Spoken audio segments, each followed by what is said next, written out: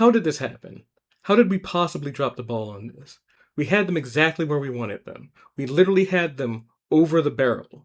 We had a federal judge who came out and said food stamps and SNAP assistance needs to be paid out from the stores that you have. It's unconstitutional for you to deny the people that. And then, of course, the Supreme Court justices stepped in, and we know whose pocket they're in. It's not even a question. It goes to show you how rigged against us the system is. You can do all the work. You can do the organizing. You can mobilize your base. You can get your chosen official elected. And still, everything you worked for can be undermined by a few people in the pocket of the opponent. I haven't had enough time to dive into the financing of the senators in these states. However, I'm going to hazard to guess that it has something to do with the time of year. As soon as we saw the impacts of the shutdown on the FAA and how it was affecting flights and tourism, suddenly every economist came out of the woodwork and said, this is disastrous for the economy. It's going to take months to recover from this. And all of a sudden, we started to get the attention that we needed on the issues that we needed. All they were asking for is an extension of the Affordable Care Act credits. That was it. And we had proven that this message was effective. It swayed the results in several elections. We got several people elected over this messaging. But as soon as the impact started to hit financially, these 8 senators decided, oh, well,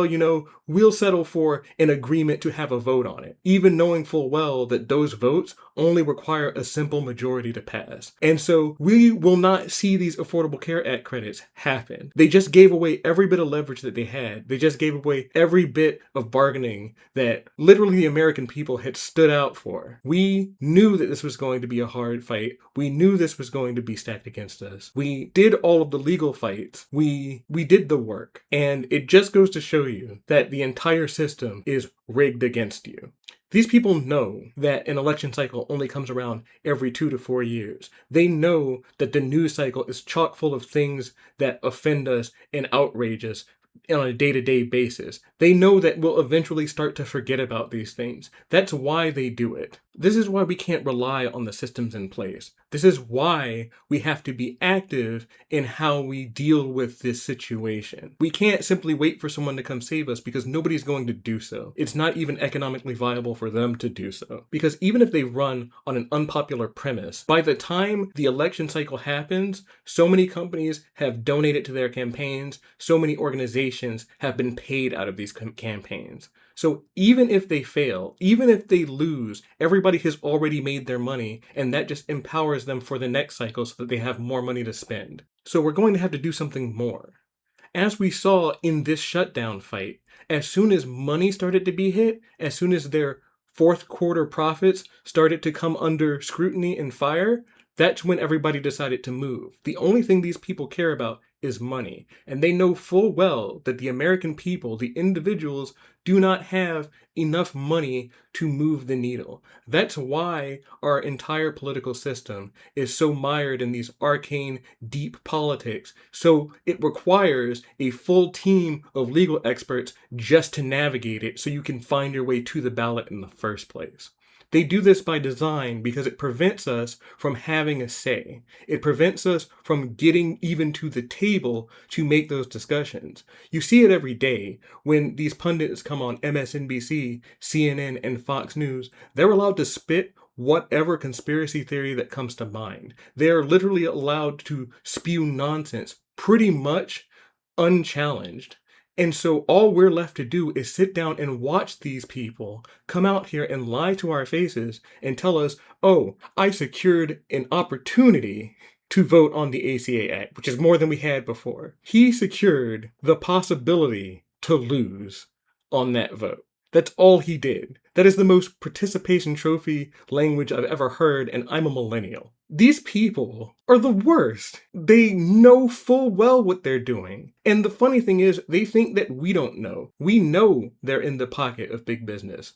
We know that they have ulterior motives. We just can't do anything about it, and that's how they like it. So the only thing we're able to do, the only thing we're going to be able to do, is to begin to change where we put our power. Because right now, we're just out there in the fields, getting whipped, getting the "your name is Toby" treatment, and then we're turning around and handing them $15. And then they're saying, oh, great, I can buy a second whip. And then they whip us twice. And then we're like, ow, please stop. Why is nobody helping us? And then we give them another $15. And you wonder why they don't change. They don't have an incentive to change. Regardless of what they're doing, they're still making a profit. They're still being allowed to do what they want to do.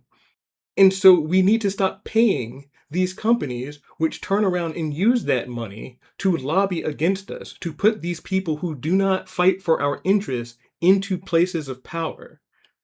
And then we need to consolidate that power around individuals who represent us and our ideals. Paying Amazon Prime does not change the mind of Jeff Bezos. Jeff Bezos will continue to make his workers piss in a corner. He will continue to beat that labor out of those orphan children overseas. He won't stop. Why? Because every month you turn around and hand him $15 additional while you wag your finger in his face, and he does not give a damn. He's going to turn around and fly his dick rocket into space and be some sort of champion or titan of industry for as long as we continue to fund his dream. And we need to stop doing that. Right now, even on this platform, if you're watching this, I'm pretty sure you have plenty of other content creators who provide you with information, knowledge, entertainment, who do that for free. You could literally put it into one of those corporate subscriptions, which goes to fund those shareholders and those 1%ers who turn around and use that money to lobby against your interests, who use that money to put people like Amy Coney Barrett into power to take away your body autonomy. And you could then give it to people who more align with your interests and get more content that's what you want to see, because these people can't do these things for free, right? It's not possible in the society we live in to do something for free and that be a sustainable business model. It doesn't work like that. And it doesn't work like that because organizations have obtained a monopoly over our necessities. You cannot shop around for a power company. You cannot shop around for a utility company. You cannot shop around for a fuel source. Even if you go to Exxon or Shell or whatever other company you may have, they may be getting their fuel from the same supplier.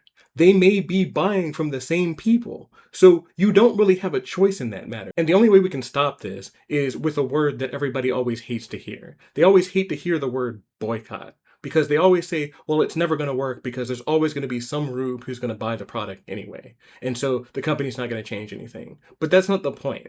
The point is, every dollar you put into their hands is more pressure that they can apply on both us and our political systems in order to prevent us from getting what we want.